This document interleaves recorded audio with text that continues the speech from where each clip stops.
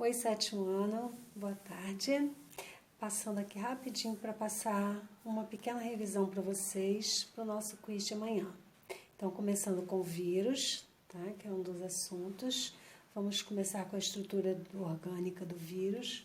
Ele é formado de uma capa de proteínas e material genético, que a gente chama de ácido nucleico. Ele pode apresentar DNA ou RNA. São os dois tipos que existem no nosso corpo, ele tem um ou tem outro, tá? Ele é um parasita obrigatório porque ele só vive dentro da célula de outro ser vivo. Se ele não estiver dentro da célula de outro ser vivo, ele não tem condições de vida, ele fica então cristalizado, né? Encapsulado, esperando o momento para ele poder se desenvolver, tá?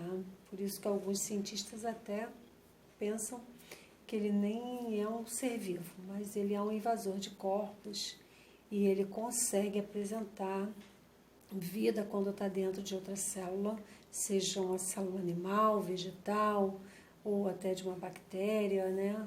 De outro, qualquer ser vivo que ele encontre uma célula, ele vai se multiplicando, tá?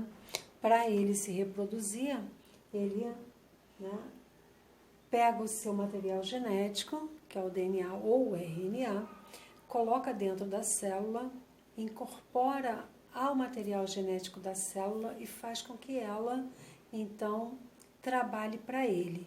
Quando ela pensa que está se mantendo, produzindo suas proteínas, está produzindo para o vírus e aí ele se multiplica rapidamente dentro das células. Quando tem uma boa quantidade que a célula já não suporta mais de tantos lá dentro, ela então se rompe, morre e eles se liberam para dentro daquele organismo, procurando outras células para ele se multiplicar, ok? Mas enquanto ele não encontra essa condição, gente, ele fica num estado de incubação, esperando o momento de desenvolver, ok?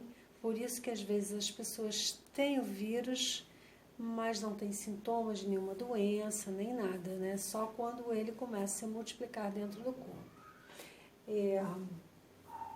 Ele causa, ao se multiplicar, ele vai causando muitas doenças, né? Como algumas já conhecidas, como a gripe, o resfriado, existe diferença entre os dois.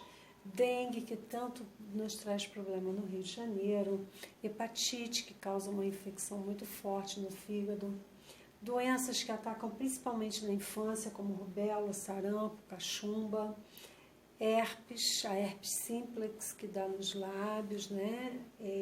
Ou a zóster, que acompanha alguns nervos do corpo. Agora o nosso grande vilão, o coronavírus, AIDS, que está aí já há tanto tempo assolando os organismos, tá?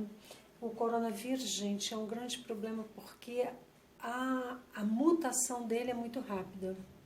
A última notícia que eu li é que ele já passou por 33 mutações só enquanto nós estamos nesse período aqui da quarentena.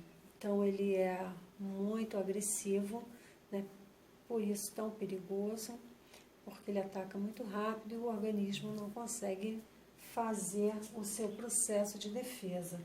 Porque para vírus não tem remédio, gente. Os remédios são assim, para aliviar os sintomas, para reforçar a defesa do corpo, para até ele conseguir construir o verdadeiro substância que vai combater o vírus, que são os anticorpos, tá?